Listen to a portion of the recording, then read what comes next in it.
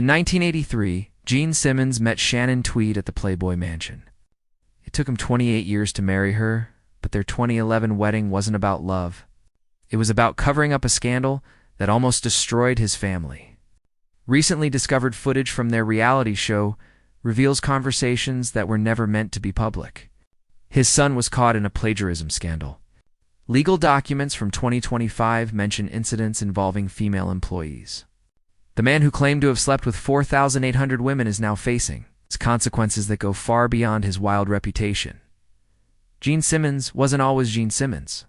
He was born as Kamewitz on August 25, 1949, in Haifa, Israel. His mother, Flora Klein, had just survived hell. She was born in Hungary in 1925 and had barely escaped the Nazi concentration camps. His father, parents, Yohelwitz, also escaped Hungary and married Flora in 1946. They moved to Israel in 1947, just before the state was born. With British forces still blocking the way, their past was full of pain. And that pain quietly echoed through everything would become. By the time he turned 6 in 1955, things got worse. His parents' marriage broke apart, mostly because they didn't have money. His father stayed in Israel. His mother raised him alone in Tat Carmel. She worked nearly every day in factories, sewing buttons just to feed them. Sometimes they only had bread and milk for dinner. At age 7, Kame was already trying to help. He picked wild fruit with a friend and sold it by the roadside. He knew what struggle meant. He made his first winter coat out of an army blanket. The cold didn't care, but he had no other choice. His mother worked until late at night, and he often cried himself to sleep in an empty house. At school, it didn't get any easier. Other kids bullied him for being different. Even in post-war Israel, some of the hate his mother had escaped followed him into the classroom. But something else found him too. Comic books, American ones, Spider-Man, Superman, they became his escape. He couldn't even read English yet, but he tried anyway. By age 7, he was already speaking Hebrew, Hungarian, and Turkish. And now he was secretly picking up English too. All because he wanted to understand the heroes in those comics. In a world still healing from war, where food was limited and hope felt rare, those stories gave him something to hold on to. His mother didn't talk much about what she'd been through. But the pain was always there. By 1957, Haim had started to see it more clearly. She had been just 14 when the Nazis forced her into labor, picking potatoes in fields while soldiers watched with guns. She wore clothes marked with crosses, moving between camps, watching her world vanish one relative at a time. She didn't need to explain it with words. Her silence, her overprotectiveness, and the way she sometimes cried without reason. Haim understood it left something in him too. A need to never feel weak, to never let anyone see him break.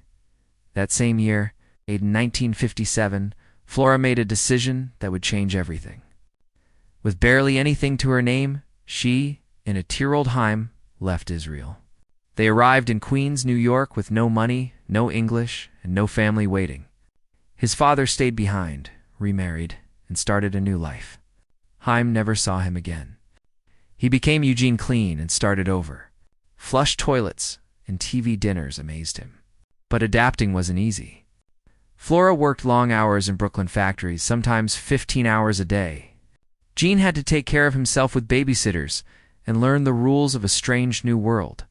He went to a Jewish school for a while, but he didn't fit in. Then he switched to public school. He graduated from Newtown High in 1967. At first, kids teased him for how he talked. His accent made him feel like a stranger everywhere he went. But he didn't let it break him. He sold cactuses door to door. He picked fruit again, just like he did in Israel. Every insult, every rejection, it made him try harder. He started learning English faster by watching TV and reading more comics. That's when his obsession with pop culture exploded. By 1959, at just 9 years old, he legally changed his name again. This time to Gene Clean. He picked Gene after cowboy actors like Gene Autry. He was all in on being American now. Even if he still lived in a cramped apartment with his mother and cousins, he fell in love with television, especially the Ed Sullivan Show.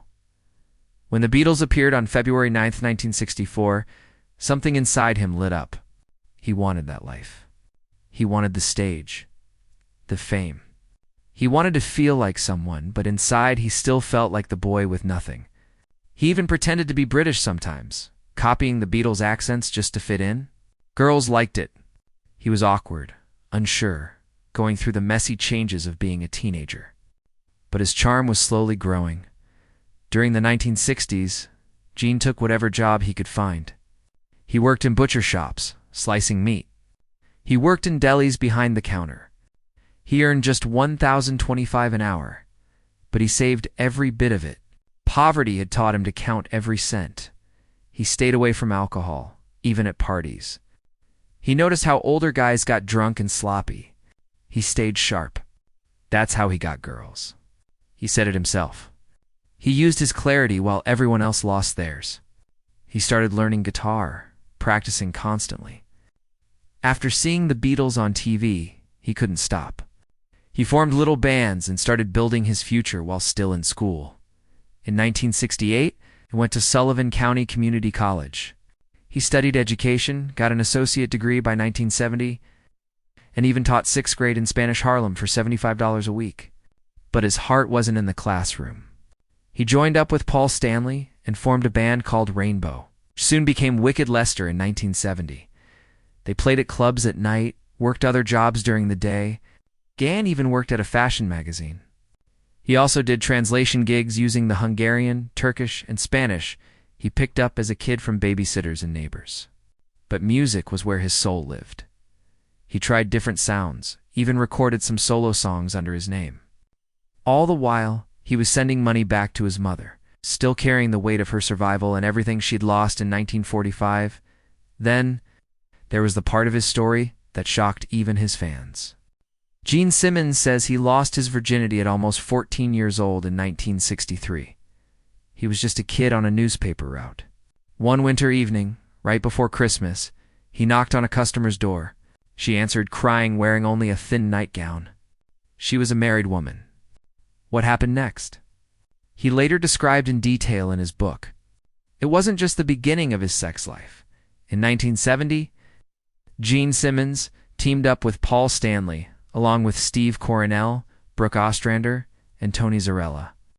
They formed a band called Wicked Lester.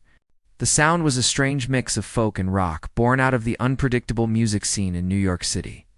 By October 15, 1972, they had recorded a full album at Electric Lady Studios, which had been built by Jimi Hendrix. Epic Records had paid a lot to make it happen, but their director, Don Ellis, absolutely hated it. He called the sound too messy and too strange for radio, so he shelved it forever. That rejection hit Gen hard. He'd poured himself into the project, and now it was dead before it even began. Furious, Gan and Paul fired Steve Coronel, brought in Ron Lajak for a short time, and then shut down Wicked Lester entirely. But that wasn't the end. After Kiss became famous, Gan and Paul paid $138,000 in 1977 to buy back the old Wicked Lester tapes just to make sure they never got released. They feared the old sound would ruin the hard-edged image they were now building. Still, bootlegs leaked online later, revealing songs like She and Lover All I Can, which Kiss would later re-record without crediting the original lineup. That failed band gave birth to something bigger. By January 1973, Gan and Paul were done with compromise. They found a Rolling Stone ad placed by Peter Criss, a seasoned drummer from bands like Lips and Chelsea. He joined quickly. Then they found Ace Frehley through a Village Voice ad. Together, the four of them created something entirely new. This wasn't going to be a regular rock band. It was going to be a wild, over-the-top show with makeup, fire, and fantasy. Inspired by the shock rock of Alice Cooper and the glam style of New York Dolls, they launched Kiss. Their first show took place on January 30th, 1973. At a small club in Queens called the Coventry, which used to be called the Popcorn Club. Only 3 people showed up, some of them girlfriends of the band. But that night, Gene breathed fire on stage for the first time. It was a spectacle nobody forgot. Without a single hit song or any airtime on MTV, they built a following. Word spread through fan magazines and live shows, not through the radio. Within 18 months, they were headlining Anaheim Stadium in 1974. Gene later said their makeup was so strange and unforgettable that it just stuck in people's minds. It was raw, it was weird, and it was spreading. In 1973, Gene created the Demon. Inspired by horror films like Black Sabbath and comic book characters like Black Bolt, he painted bat wings around his eyes and started breathing fire and spitting blood on stage. He had learned the tricks from a professional. When the band first started experimenting with makeup, they had no real plan. Gene went for horror. Peter drew whiskers on his face like a cat. Ace made himself into a space alien. They stood in front of mirrors, painting wildly, trying to make something nobody had seen before. Their early shows barely drew a dozen people. At the Coventry, crowds ranged from 10 to 15, sometimes fewer. But those few people left talking. Even before the internet, kids were spreading the word. Gene said it felt sticky and strange, but it was working. That makeup and fire and blood turned frustration into fascination. They didn't need a radio hit. They just needed to be unforgettable. In August 1973, a man named Bill Aucoin saw Kiss play at the Hotel Diplomat. He believed in them so much that he promised to get them a record deal within 2 weeks. And he did. By November 1st, they had signed with Casablanca Records, a brand new label run by Neil Bogart. Peter Criss was so excited when he heard the news that he literally fell off his platform heels. The band quickly recorded their first album with help from producer Eddie Kramer. It was released on February 18, 1974. Sales were slow at first. It's only 75,000 copies, but the band didn't stop. They played over 300 shows that year. Casablanca Records was nearly bankrupt, but Kiss's constant touring kept them alive. Neil Bogart doubted their makeup gimmick at first, but when he saw the crowds growing, he knew it was working. By 1975, they were filling stadiums, all without a single major radio hit. Gann called it a gamble that turned them into legends. During those early years, Gene developed a strange habit. He began taking Polaroid photos of his sexual encounters. Each woman had to hold up the hotel key as proof. Over the years, he claimed to have taken nearly 5,000 of these photos, boasting in interviews that he had slept with more than 4,600 women. He even showed the photos to friends and guests. Grace Slick from Jefferson Airplane called it disgusting. Gene kept them all locked in a box. His wife, Shannon Tweed, found them after their 2011 marriage and burned them live on their reality show, ending that chapter of his life. While Gene never touched drugs, his sex addiction became part of his wild onstage persona. From small clubs to massive stadiums, he turned chaos into a performance and into power. Everything changed on September 10, 1975. That's when they released the live album Alive. It was loud, unfiltered, and filled with the madness of their shows.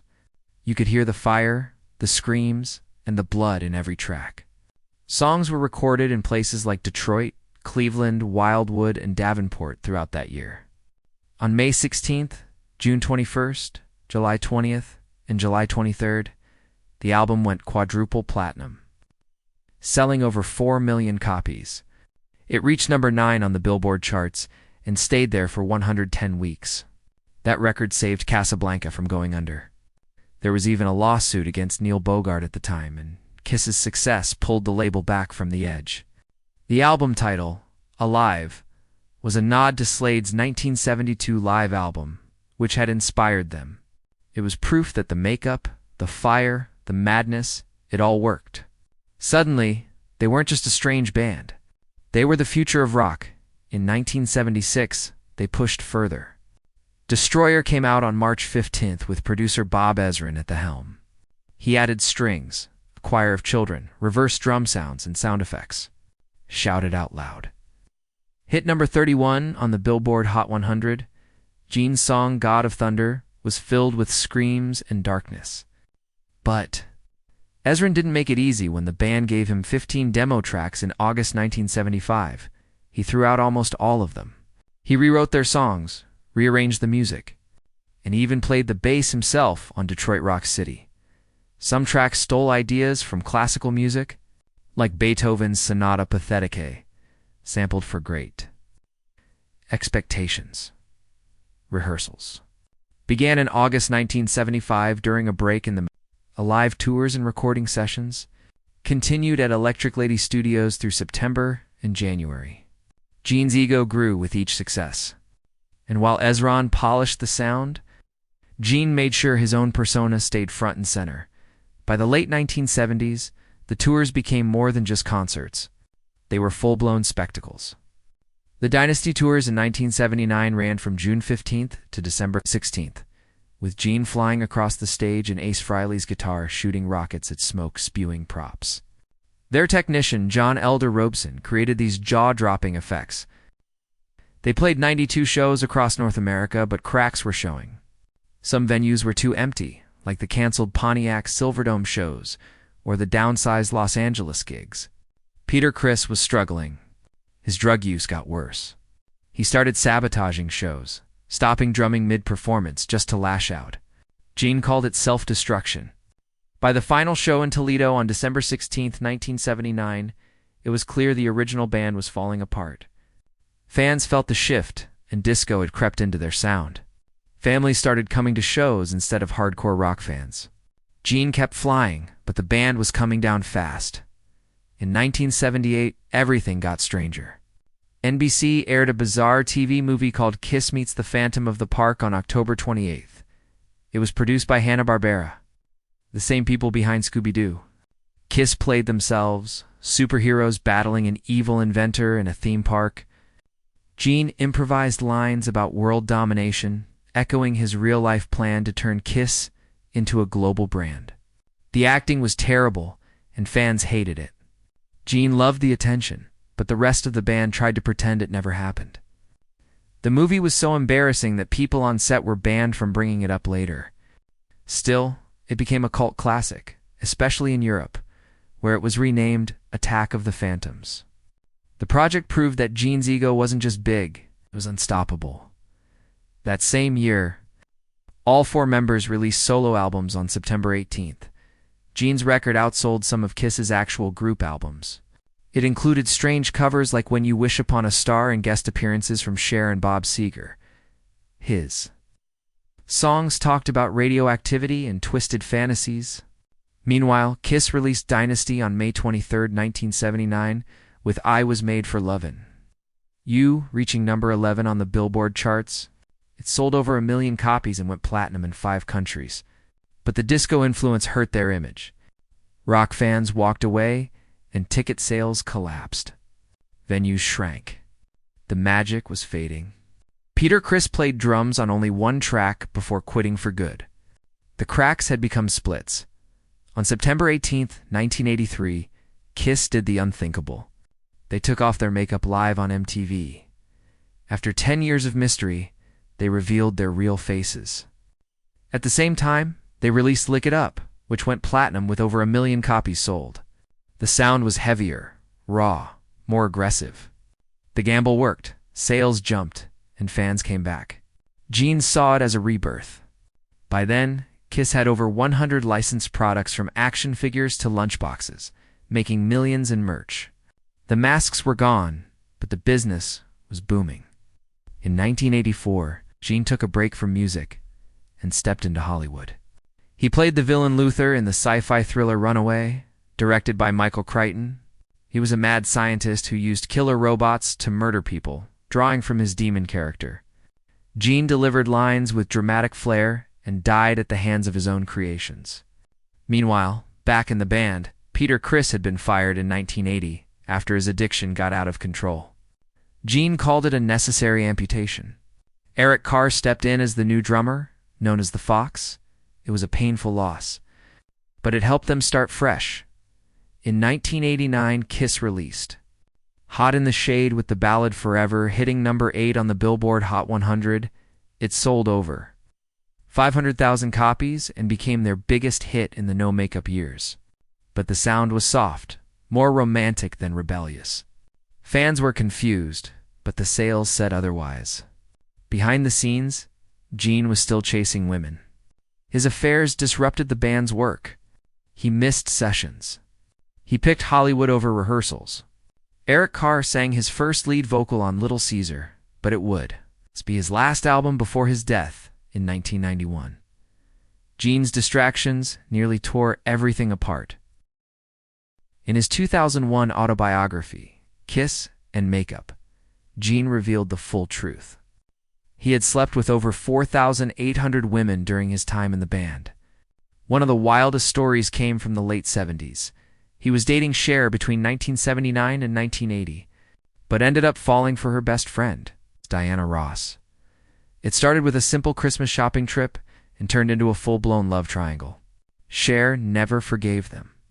The scandal blew up in People magazine, and it became one of the most famous betrayals in rock history. Gene stayed friends with both women, but the damage was permanent. Then came the biggest twist of all. In 1996, the original members of Kiss reunited. The Makeup returned. The shows sold out everywhere. They performed in 75 cities, played 92 shows, and sold 1.2 million tickets. The tour made $143 million. But behind the scenes, things were tense. Frehley and Chris were paid flat rates of $80,000 per show, while Gene and Paul took $110,000 plus profits. Lawsuits followed. Old wounds reopened. The success was real, but so were the problems. Even as they broke records, they were breaking apart again. From 2006 to 2012. Gene Simmons let cameras follow him in a reality show called Gene Simmons' Family Jewels.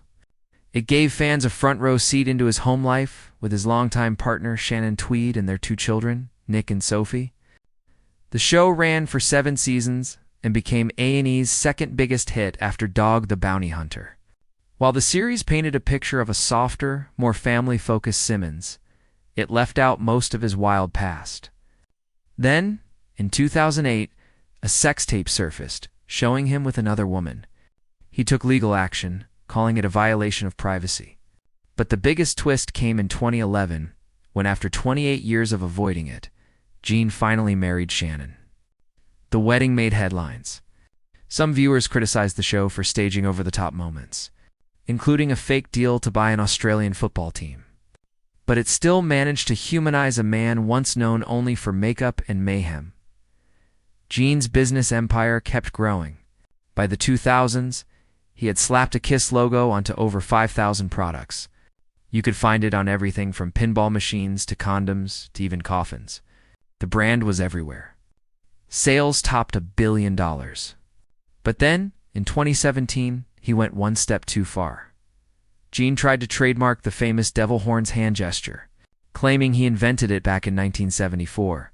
His filing described it as a pose with the index and pinky fingers up and thumb out, similar to the American Sign Language sign for I love you. The backlash was instant. Metal fans were furious. Critics reminded him that people like John Lennon and Ronnie James Dio had been using the gesture long before Kiss. Just days later, Yann dropped the attempt. But the stunt made it clear how far he was willing to go for control. Trouble followed him into other areas too. In 2010, Gene was sued by ESPN makeup artist Victoria Jackson, who claimed he behaved inappropriately during a 2009 SportsCenter appearance while in full costume. She said he hugged and humped her. Gene denied it, saying his metal codpiece made that impossible. He even filed a countersuit to clear his name.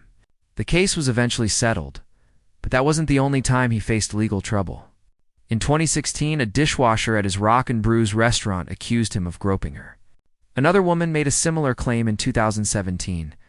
Both cases were quietly resolved by 2018, though he often dismissed these lawsuits as baseless. They added up and hinted at a troubling pattern. Despite everything, his fortune continued to grow.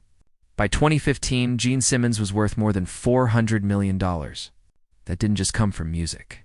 It came from the mountains of Kiss merch. Over 100 million albums sold and non-stop tours.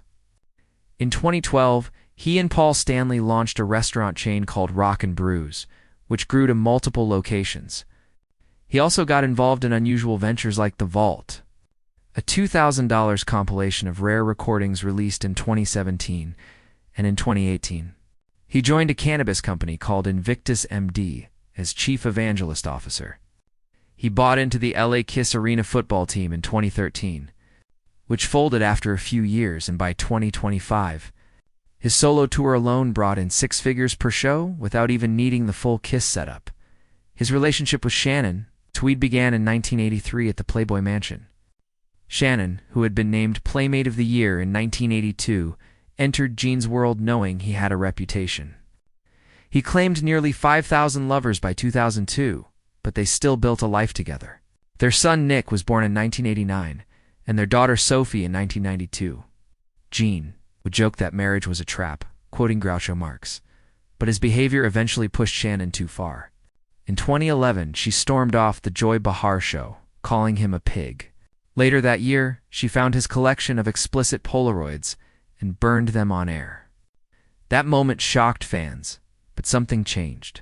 Gan proposed to her in Bees on July 26, 2011, and they got married on October 1st. Nick was a groomsman, and Sophie the maid of honor. It was emotional and unexpected, especially after 28 years of resisting. Their reality show didn't hide the tension.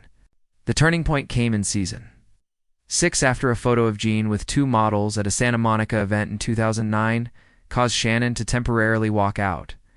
The show followed them into therapy, where she said she never agreed to be in an open relationship and felt blindsided. Gene finally opened up, admitting he had deep fears of commitment because of his childhood. The moment he asked her to marry him caught everyone off guard. The show ran for 167 episodes and pulled back the curtain on more than just their relationship. It showed the pain and pressure behind the fame. In 2018, Gene's tough guy image cracked. His mother, Flora Clean, passed away on December 5th at the age of 93. She was a Holocaust survivor who had endured the horrors of Nazi camps and lost her own mother in a gas chamber. After immigrating to Israel and then to New York in 1958, she raised Gene alone. He always credited her with shaping his values. Her death shook him on Instagram. He called her his moral compass and urged people to cherish their mothers. His wife Shannon called her the best grandmother, and Paul Stanley described her as fiercely loving. For once, fans saw Gene without the mask. Even his children weren't spared the spotlight. In 2010, his son Nick got into trouble over his comic book Incarnate, which was accused of plagiarizing the Japanese manga Bleach. Fans showed exact panel comparisons and demanded accountability. The publisher pulled the comic and Nick apologized, saying it was meant as homage, but the backlash didn't go away. Critics said the artwork was amateur and the copying too obvious. Gene defended his son, but the incident damaged Nick's credibility as a creator and followed him onto their reality show. Gene's habit of saying exactly what he thinks sparked more trouble in 2024. On October 8th, during a guest appearance on Dancing with the Stars, he made comments about female dancers that many called creepy. Instead of focusing on their performances, he kept talking about how beautiful they looked. One comment about Chandler Kenny fogging up his glasses went viral for all the wrong reasons. Social media erupted, calling him the gross uncle, and people demanded ABC apologize. Gan didn't back down. In an October 10th interview, he said he stood by every word. Then came the fan package in April 2025 for $124.95. Not including the ticket, fans could join the ultimate Gene Simmons experience, where they'd act as his roadie for a day. They'd get to help with sound check, eat backstage, and even be introduced on stage, plus receive a signed bass guitar. Critics tore it apart, calling it shameless and tone-deaf, especially during tough economic times. But the package sold out. One fan, a retired soldier, paid for the experience and said it was worth every penny. Still, the stunt reignited debates over celebrity greed, especially considering Gene's wealth. The controversy didn't stop there. On August 13, 2025, President Trump announced that Kiss would receive the Kennedy Center honors. Fans were confused. Just 3 years earlier, Gene had blasted Trump in interviews, calling him abhorrent for spreading hate. After January 6th, he even compared Trump's rise to cockroaches coming out of the walls. But now, the band was accepting an award from him.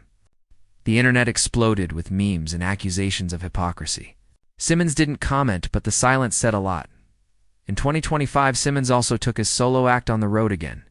At the Sturgis Motorcycle Rally on August 3rd, he performed without the usual Kiss armor, telling stories from his 50-year career. But not everyone was happy. Some tickets cost over $500, and the VIP package rubbed people the wrong way. By March 23rd, several dates were canceled due to low sales. Fans felt he had gone too far, prioritizing profit over the fans who made him. Still, Gene insisted things were easier now, without the giant Kiss setup. When Ozzy Osbourne died on July 23, 2025, Gann broke down during an interview on CBS Mornings.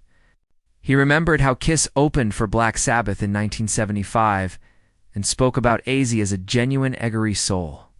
He even revealed that Kiss once turned down a tour with Sabbath in the 70s because of their heavy drug use. Simmons wanted to keep his band's image clean.